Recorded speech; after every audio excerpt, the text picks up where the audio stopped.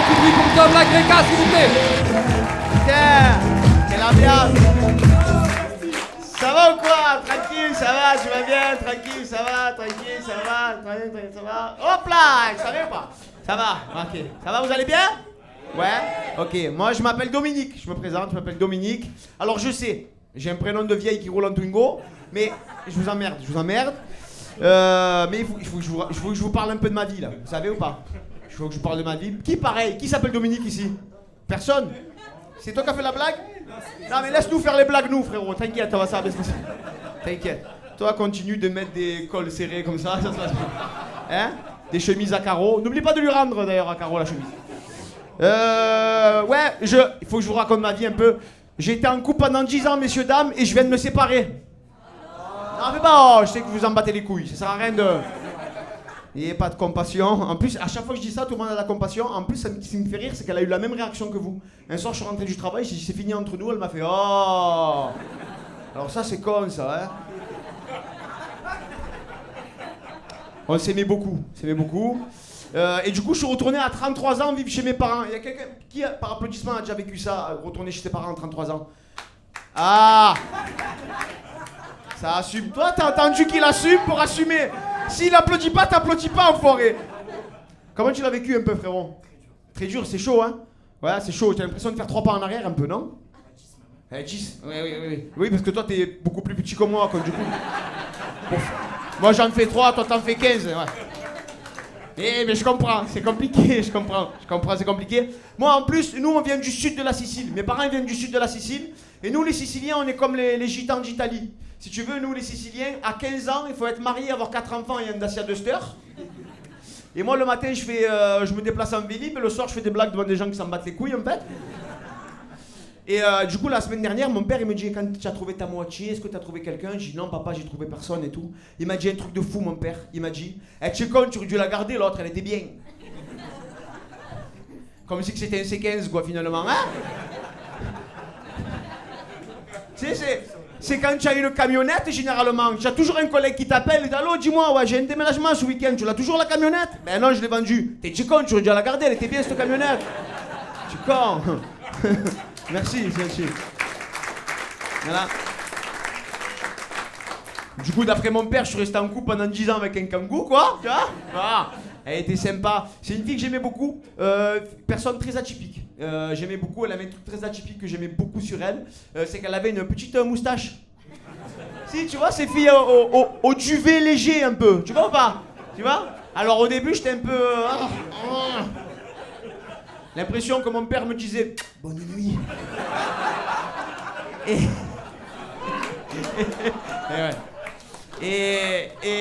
Et donc du coup,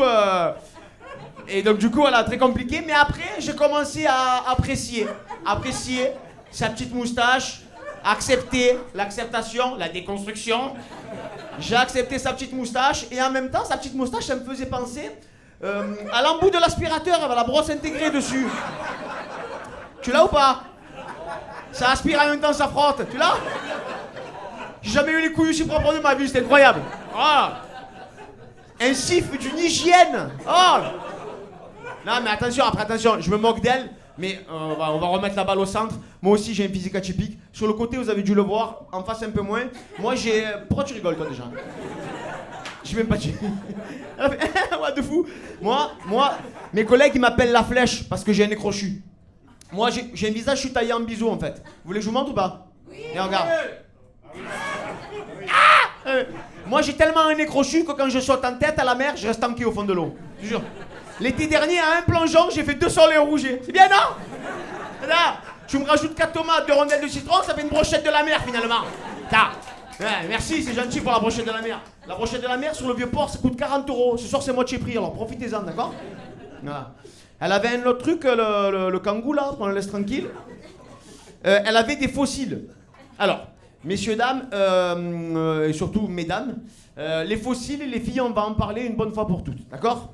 Les filles, les fossiles, c'est bien, d'accord? C'est très bien les fossiles, mais à proportion de votre visage, bordel de merde. L'autre, elle avait des paupières en 39. Visiblement, elle avait jeté des fossiles en 44, en fait. Tout le long du repas, elle nageait dedans, comme ça, elle était là. La première fois qu'on s'est rencontrés, j'ai dit, mais il n'y a pas un problème de taille là. Tu es sûr de t'as gardé le ticket parce que on est sorti fumer la cigarette à un moment donné.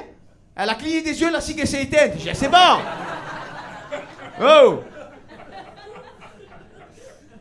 Et je suis quand même tombé amoureux. C'est fou ça. Non mais trop, c'était une personne un peu trop superficielle pour moi. Tu vois, les faux cils, la bouche refaite, les faux angles. Un trompe-l'œil de Cédric Grolet, quoi, finalement. Il y en a qui connaissent un peu les trompe-l'œil de Cédric Grolet ici? Non? Ouais, tu connais pas, toi? Ok. Je t'explique vite fait. Cédric Grolet, c'est un pâtissier de luxe qui a fait fortune en faisant des gâteaux de soirée en forme de trompe-l'œil. Par exemple, il a fait un gâteau de soirée en forme de citron. Quand tu le regardes, tu crois que c'est un citron. C'est vrai, hein? Tu crois vraiment que c'est un citron. Mais quand tu le goûtes, c'est au citron. Voilà. Il va ça 20 € cet enculé, ne prends pas un con. Excuse-moi, mais c'est le principe même du citron, hein. Le citron, il ressemble à un citron, il a le goût au citron. Donc c'est pas un trompe-l'œil, on est d'accord ou pas? Excusez-moi, ça trompe. Mais lui, il dit que oui, c'est un trompe-l'œil parce que quand tu regardes, tu crois que c'est un fruit, et quand tu croques dedans, c'est un gâteau. Mais nique ta mère, Cédric, en fait. 18 € pour ça, moi, 18 €. Moi, pour moi, un trompe-l'œil, c'est quoi? L'assiette, elle arrive. L'assiette, elle est là, elle arrive. Dans l'assiette, il y a une éponge. Tu croques dans l'éponge, c'est une entrecôte. Ça, c'est un trompe-l'œil. Merci. Pousse, mec. Pousse, mec. Il vend ça 18 € en plus. Je suis désolé, moi, 18 €, il me trompe pas, c'est l'œil. J'ai dit la vérité. Moi, 18 €, faut qu'il trompe mon œil, mon goût et même ma meuf à 18 €. Ah, je te dis. En plus, imagine comme il a fait. Imagine. Comment il a créé ce truc. Il est rentré dans sa cuisine, un jour, il a ouvert son frigo, il a vu un citron, il a regardé profondément le citron, il s'est dit, oh putain, je viens d'avoir une idée de malade. Il a pris son citron, pareil, il a pris son établi, il a posé le citron sur l'établi, et il a découpé le citron sous toutes ses formes. C'est-à-dire qu'il a pris le citron, il a pris l'écorce du citron, il l'a mis de côté. Il a pris le zeste du citron, il l'a mis de l'autre. Il s'est fait chier à prendre le jus du citron, il l'a mis encore de côté. Pareil, il s'est encore fait chier à prendre les quartiers à l'intérieur du citron. Il les a coupés en cubes bien réguliers, bien égaux. Il a pris tout ça, il a refait un citron, mais il est fou ce mec. Il est fou. Tu vois, je veux pas faire le mec, c'était mieux avant, machin, y'en a et tout, tu vois. Mais même la pâtisserie, ça part en couille, il y a tout qui part en couille. La pâtisserie, c'est n'importe quoi. Et moi, il y a un truc où, tu vois, je veux pas être partisan de c'était mieux avant, mais il y a un truc pour moi qui était vraiment mieux avant. Vous allez me dire par applaudissement si j'ai raison ou pas.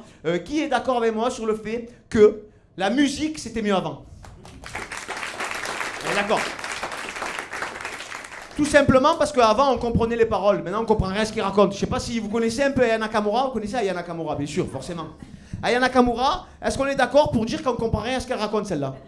Excusez-moi, hein, mais dans le milieu, on dit oui, même si on l'adore, il y en a qui l'adorent, je l'adore aussi. Dans le milieu, on dit qu'Aya Nakamura, elle a baisé le game. Je pense qu'elle a baisé la langue française, Aya Nakamura. Il y a pas longtemps, je l'ai vue dans une émission Taratata. Vous connaissez l'émission Taratata? Elle est en live à la télé, en direct à la télé, je vous jure c'est la vérité. Il y avait Aya Nakamura, et à côté d'Aya Nakamura, il y avait une traductrice en langue de signes pour les souris muets. Je pense que la traductrice mesquine, elle n'était pas au courant de ce qu'elle allait lui arriver. Je pense qu'elle était inscrite en intérim.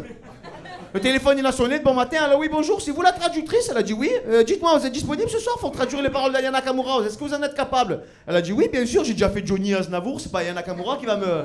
L'autre, elle a dit ouais, viens 1 heure avant quand même. On sait jamais répéter le texte parce que il fallait qu'elle traduise Ojaja. Vous l'avez Ojaja? Ojaja, je vous la fais vite fait en langue des signes parce que je parle en langue des signes. Sinon, je me permettrai pas d'interpréter ce sketch. Alors, en langue des signes, Jaja, ça fait O, Jaja, d'accord? O, Jaja, ok? Après, moi, comme je vous dis, je parle en langue des signes. Ça veut pas dire Jaja. Non, ça veut pas dire Jaja. Ça veut dire Daniel. C'est le prénom Daniel. Mais attends, écoute, elle était prise au dépourvu, la pauvre. Elle était en direct à la télé. Il fallait qu'elle traduise O, elle a traduit O. Après, il fallait qu'elle traduise Jaja. Jaja, on est tous d'accord pour dire que ça n'existe pas dans le dictionnaire. Donc, elle s'est dit peut-être c'est le diminutif de Daniel. Donc, elle a fait Daniel. Mais les souris muets, les pauvres, c'est les principaux intéressés dans l'histoire, hein. Je sais pas si vous êtes au courant. Mais pour eux, la musique, ça donne pas du tout ce qui est à l'original. T'es pas à l'abri de croiser un souris muet dans sa voiture en pleine journée et qui chante Oh Daniel. T'es pas moyen Daniel. Aucun rapport, c'est pas ça la musique. Mais jusque-là, ça allait. Mais quand elle a dû traduire en Kachana Baby, tu dettes ça, frérot?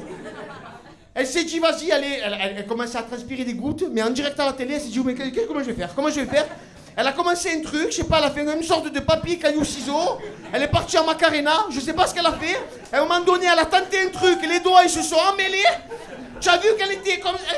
Les doigts, elle a fait les ligaments croisés des doigts. Je sais même pas que c'est... Elle a bégayé en langue des signes. C'est grave ou pas? Elle est sortie sur civière. C'était tout pour elle et c'est tout pour moi. Merci le gars, je m'en vais. Merci beaucoup.